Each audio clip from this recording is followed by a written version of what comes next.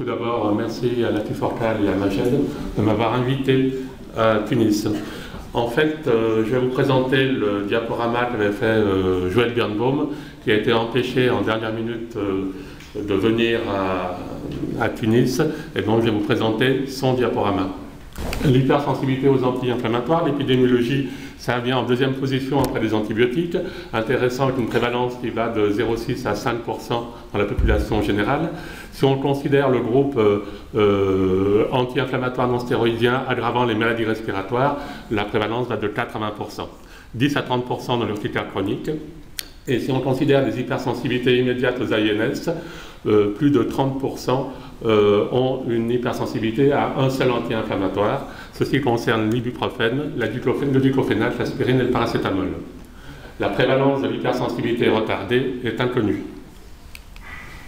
Je ne vais pas m'arrêter sur la classification des AINS selon la structure, je vais plutôt parler de la classification selon leur activité enzymatique.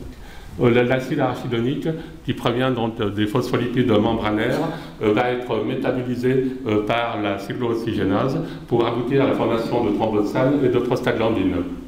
Cette cyclooxygénase, son isoforme SCOX1, peut être inhibée par l'aspirine et les anti-inflammatoires, et le métabolisme de l'acide arachidonique va être dévié vers la lipooxygénase, aboutissant à ensuite une augmentation de la concentration des leucotriènes qui va être responsable des réactions d'hypersensibilité à l'aspirine et aux anti-inflammatoires.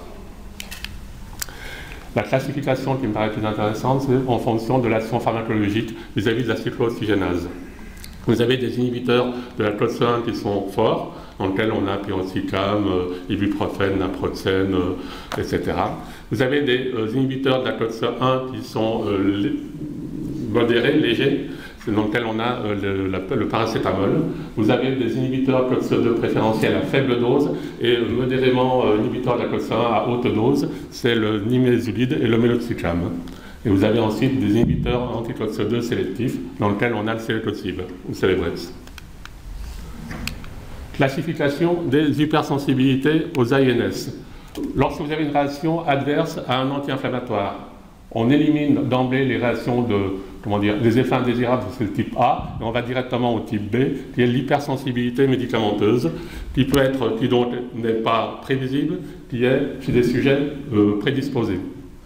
On peut diviser donc en deux parties, un mécanisme non allergique avec des cross-réactivités, des réactions croisées importantes. Et donc là-dedans, on a trois tableaux. Vous avez les maladies respiratoires aggravées par les anti-inflammatoires. Vous avez les maladies cutanées, les affections cutanées aggravées par les anti-inflammatoires. Et vous avez l'urticaire et l'angio-œdème induits par les anti-inflammatoires. Dans ce troisième cas, il n'y a pas d'urticaire chronique sous-jacent. Et vous avez à côté c'est non allergique, vous avez les allergiques réactions, dans lesquelles vous avez des gens qui vont faire de l'urticaire, d'angio-œdème ou de l'anaphylaxie avec un seul anti-inflammatoire. Et vous avez en parallèle aussi des gens qui vont faire des réactions retardées. Et là, on est dans la partie allergie. Le diagnostic. Le diagnostic est clinique. Importance de l'interrogatoire.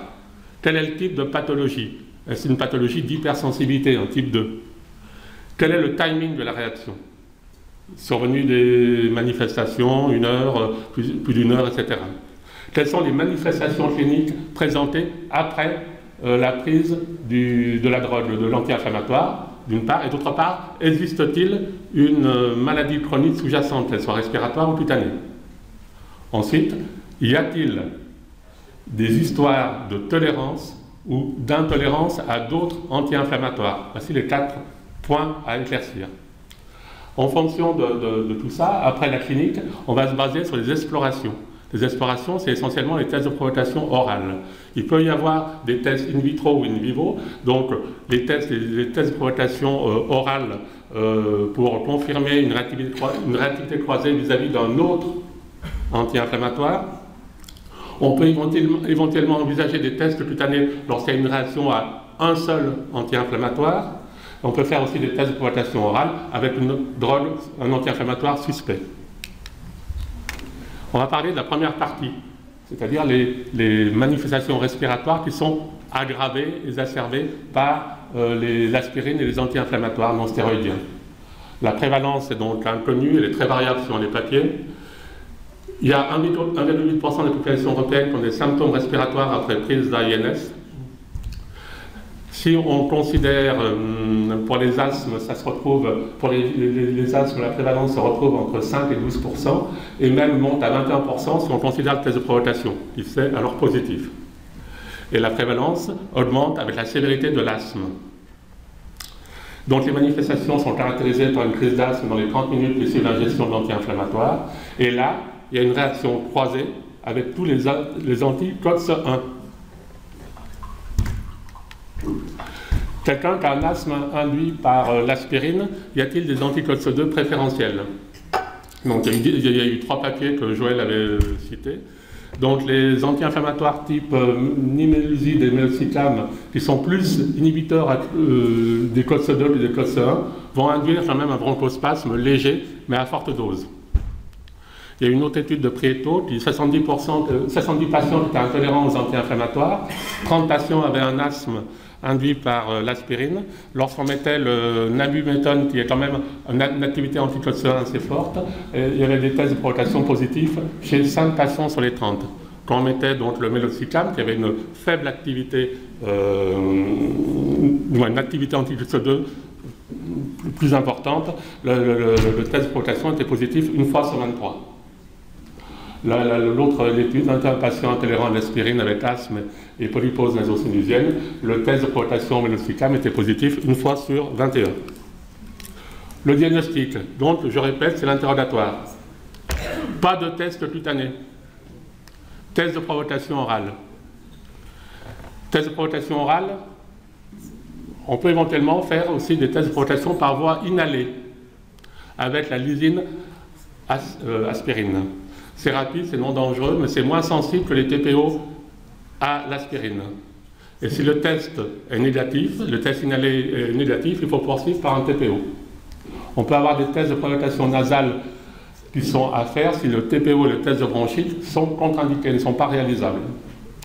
Mais si c'est négatif, ça n'élimine pas une hypersensibilité. Ensuite, les tests d'activation des basophiles. Aucune étude vis-à-vis des ANS, aucune étude n'a montré une sensibilité, spécificité et reproductibilité autorisant de proposer cet examen en routine. Alors, si vous avez des symptômes respiratoires après avoir pris un anti-inflammatoire, soit l'histoire clinique est fiable, plus d'une réaction rapportée, réaction à 2 types d'anti-inflammatoires, et dernière réaction datant de moins de 5 ans, et si vous avez des manifestations respiratoires, que ce soit des polyposes naso-sinusiennes ou de l'asthme, avec une fréquence importante de symptômes ORL, avec un asthme modéré ou sévère, une intolérance à l'alcool et des néosinophilie, on peut aboutir au diagnostic de NERD, c'est donc la maladie respiratoire exacerbée par les anti-inflammatoires. Si vous avez des symptômes respiratoires après prise d'anti-inflammatoires, mais pas évidents, et si vous avez une présence de pathologie, maladie chronique des voies respiratoires incertaines, là on peut aller au test de provocation. Test de provocation à l'aspirine, qui sera soit oral, soit bronchite, soit nasal. Et si le challenge, le test de provocation est positif, on aura donc le diagnostic de posé. Si il est négatif, le diagnostic sera exclu. Les indications pour faire les tests de provocation à l'aspirine. Ça, c'est des papiers qui sont sortis en 2019. Alors, pour le test de provocation orale à l'aspirine, c'est pour confirmer ou exclure une hypersensibilité aux anti-inflammatoires chez des patients qui ont une histoire très ambiguë, très douteuse. C'est pour vérifier le caractère négatif d'un test de provocation par voie inhalée ou intranasale. Pour essayer de déterminer aussi la dose de provocation à l'aspirine avant une désensibilisation, et dans un but de recherche. Les indications ensuite pour les tests de provocation par voie inhalée à l'aspirine, c'est toujours dans le cadre du diagnostic des hypersensibilités aux anti-inflammatoires, dans un but de recherche. Et pour les tests de provocation par voie intranasale, c'est lorsqu'il y a une complication aux tests de provocation par voie orale ou par voie inhalée. Et aussi pour faire un diagnostic lorsque vous avez des symptômes des voies aériennes supérieures. Bon, ça, c'est les doses moyennes des tests de provocation, où les doses, la dernière dose qui a été responsable, ça va de 31 mg à 250 mg d'aspirine, dans les différentes publications qui sont publiées dans cet article. Quelles sont les indications, d'après ce papier qui est publié très récemment, pour traiter des patients dans le cadre qui ont donc cette pathologie de NERD? Quelles sont les indications pour traiter avec l'aspirine après une désensibilisation? Donc, c'est ce que j'ai découvert en lisant l'article, c'est les symptômes de rhinosinusite qui ne répondent pas au traitement pharmacologique. C'est des répétitions fréquentes de polypose nasale. C'est la prévention des polypes, de la récidive des polypes après une chirurgie des sinus.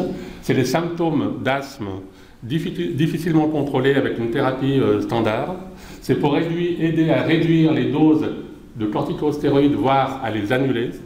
C'est pour aider au traitement avec l'aspirine dans les infarctus et les AVC. Et c'est pour aider pour les traitements anti-inflammatoires chroniques.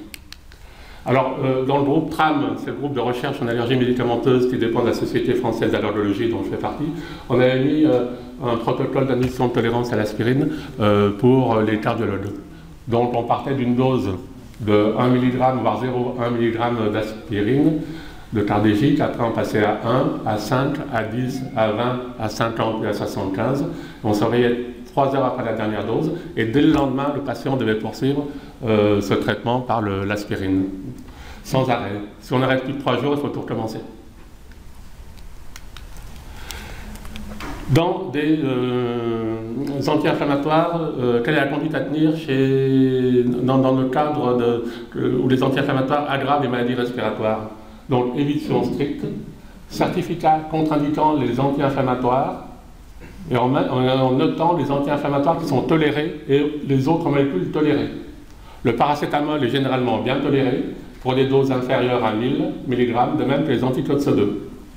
Les antileucotriènes ne sont pas efficaces dans la prévention.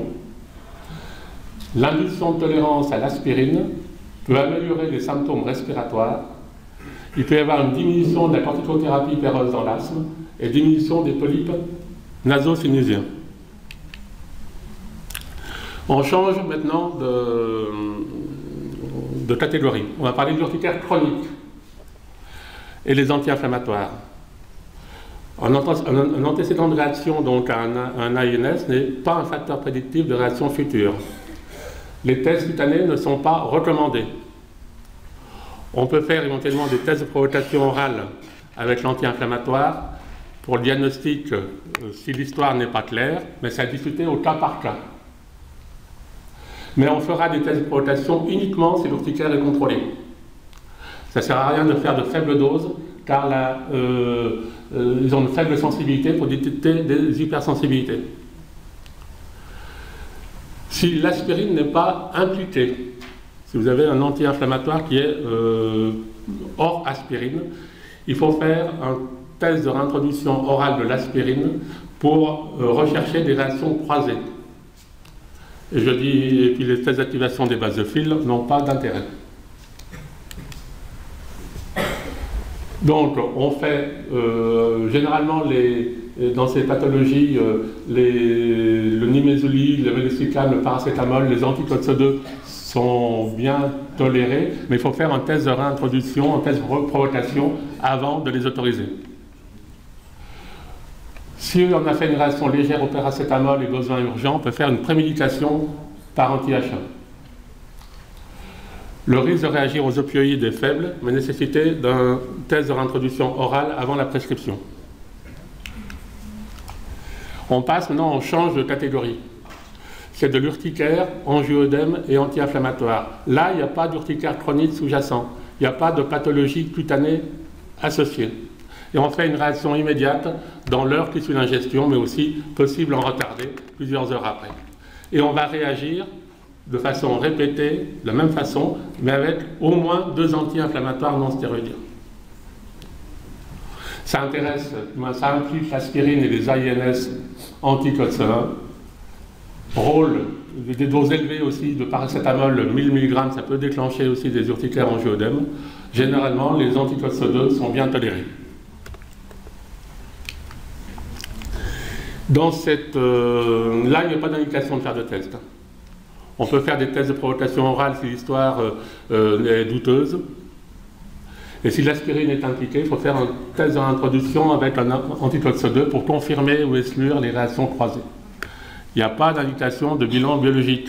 Donc pour l'instant, pas de test, pas de biologie. Alors, il y a une étude là qui concernait 250 patients avec urticaire et angioœdème avec hypersensibilité à plusieurs AINS. On l'a divisé en deux groupes. Ceux qui réagissaient à plusieurs AINS plus paracétamol et ceux qui réagissaient à plusieurs AINS et une bonne tolérance du paracétamol.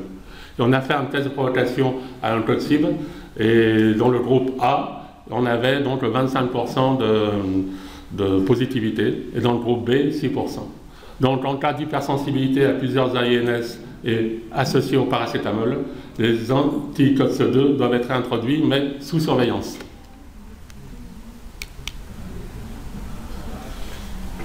Donc, quatrième chose maintenant, ça n'a rien à voir, c'est une hypersensibilité sélective, c'est-à-dire que vous allez réagir à un seul anti-inflammatoire.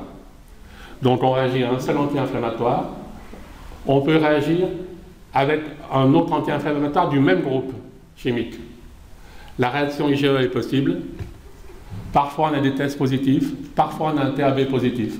Et les tests, il faut les faire rapidement après la réaction, car la positivité diminue rapidement. Et là aussi, on arrive au test de provocation pour exclure les réactions croisées avec un anti-inflammatoire d'un autre groupe. Les tests cutanés. Donc là, il y a des tests cutanés qui sont marqués. Par exemple, pour le prophénide, on peut faire des IDR à 0,01, 0,1 et 1 mg par ml, mais ce n'est pas validé. Pour le paracétamol, on peut le faire avec le perfalgan, on peut faire des prics à 10 mg par ml, et on peut faire des IDR qui s'arrêtent à 1 mg par ml, mais ce n'est pas validé. Moi, dans mon expérience, j'ai eu un cas d'allergie vraie au paracétamol. Donc les tests de provocation, ben ça, si ça vous intéresse, vous regarderez dans le diaporama que vous aurez à disposition sur le site de l'étude Forcal. Pour les enfants, ça c'est un papier aussi récent. Pour conclure un TPO négatif, la dose cumulée doit être au moins de paracétamol 15 à 20 mg kg, ibuprofène 10 mg kg et aspirine 15 à 20 mg kg, avec des prises espacées toutes les 60 minutes. Mais bien sûr, l'espacement des doses est à discuter en fonction des symptômes. On peut bien sûr raccourcir le protocole en cas de clinique peu évocatrice. On peut faire aussi des tests de provocation nasale. Si maintenant vous avez une réaction à l'ibuprofène ou à un autre aryle propionique, vous avez donc une histoire clinique. À ce moment-là, vous faites un test de provocation à l'aspirine. Soit c'est positif, à ce moment-là, ça veut dire que vous êtes dans la population de gens qui vont faire des des réactions croisées avec tous les anti-inflammatoires, anti-COX-1. Soit le test de provocation est négatif, et qu'à l'interrogatoire, l'intervalle de temps entre la survenue de la réaction et la prise de l'anti-inflammatoire est inférieur à 1 heure, à ce moment-là, vous faites un test de provocation à l'ibuprofène.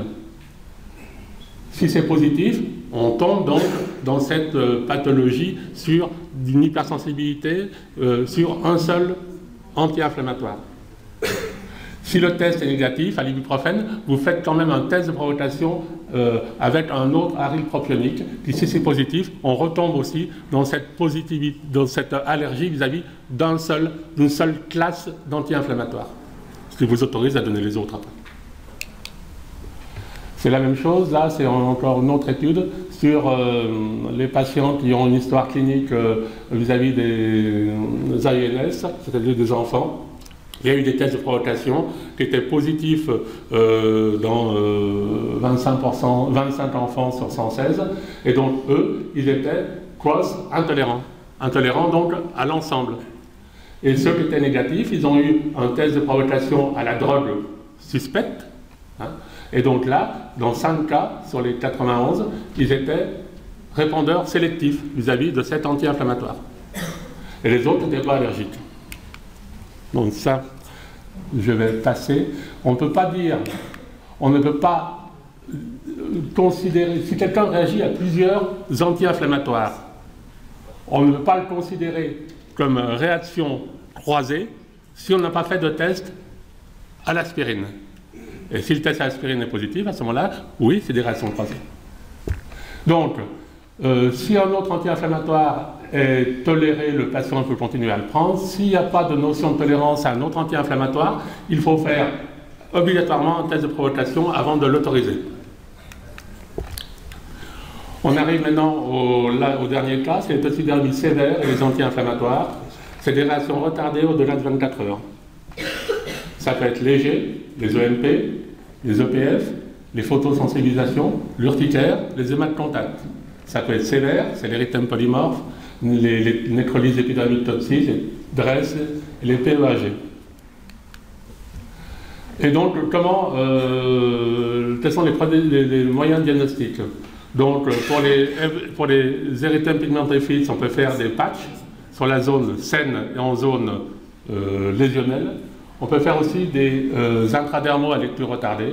Et on peut faire des tests de provocation, éventuellement avec des drogues suspectes, mais surtout avec une alternative. Pour les éruptions maculo-vacculeuses, on peut faire des patchs, on peut faire des IDR, on peut faire des tests de provocation avec la drogue, une alternative ou éventuellement la drogue suspecte si on n'est pas sûr. Les photosensibilisations, c'est uniquement des photopatch tests. Les dermatites de contact, c'est les patch tests uniquement. Les PEAG, on peut faire des patchs et éventuellement des IDR. Pas de test de provocation avec la drogue suspecte. Et avec les nécrolyses épidermiques toxiques, on peut faire des patchs et des IDR éventuellement, mais dans des milieux dans des centres de référence, hein, bien sûr, pour les deux derniers. On va bientôt finir. C'est les enfants. Donc il y a un article qui est paru dans le Kidon en 2018 qui dit que les maladies respiratoires qui s'aggravent avec les anti-inflammatoires sont beaucoup moins fréquents chez les enfants, mais eux, ils auront plus d'aggravation au niveau des manifestations ORL. La fréquence des cross-intolerant reactions augmente. Par contre, il y a une plus basse, la fréquence est beaucoup plus basse pour les réactions allergiques en pédiatrie. En pédiatrie, on aura souvent des œdèmes, des angioœdèmes périorbitaires, c'est assez caractéristique, et ça se voit chez les enfants, chez les ados, chez les jeunes adultes. Les réactions anaphylactiques ont été décrites, avec une augmentation de fréquence comparable à celle de l'adulte. Les tests de provocation sont utilisés pour confirmer une hypersensibilité et pour proposer une alternative sans risque. Les anti-COX-2, en général, ils n'ont pas l'AMM chez les enfants de moins de 12 ans, je crois, et ils ont quand même été utilisés comme une alternative, ont été proposés comme des alternatives malgré tout. Et l'histoire naturelle de l'hypersensibilité aux anti-inflammatoires chez l'enfant n'est pas connue, si bien qu'il faut la réévaluer périodiquement. Et pour finir, quel est le management? Vous avez une hypersensibilité qui est confirmée. Vous avez une single reaction, une réaction bien orientée vers un seul anti-inflammatoire. Vous pouvez autoriser l'utilisation d'anti-inflammatoires qui ont safe, confirmés par un test de provocation. Si vous avez une cross-intolérance, une intolérance à l'ensemble des anti-inflammatoires, le problème, ça peut se poser pour les drogues alternatives. Lorsque, par exemple, vous avez de la fièvre, alors qu'est-ce que vous pouvez donner? Alors, paracétamol éventuellement, faible dose d'anti-inflammatoires sous antihistaminique. Si c'est de l'inflammation, vous pouvez donner des corticoïdes. Si c'est des douleurs, vous pouvez donner des thérapies centrales, des antalgiques à action centrale, des opioïdes, des anesthésiques. Et la désensibilisation dans des cas très très sélectifs. Voilà ce que Joël voulait vous présenter.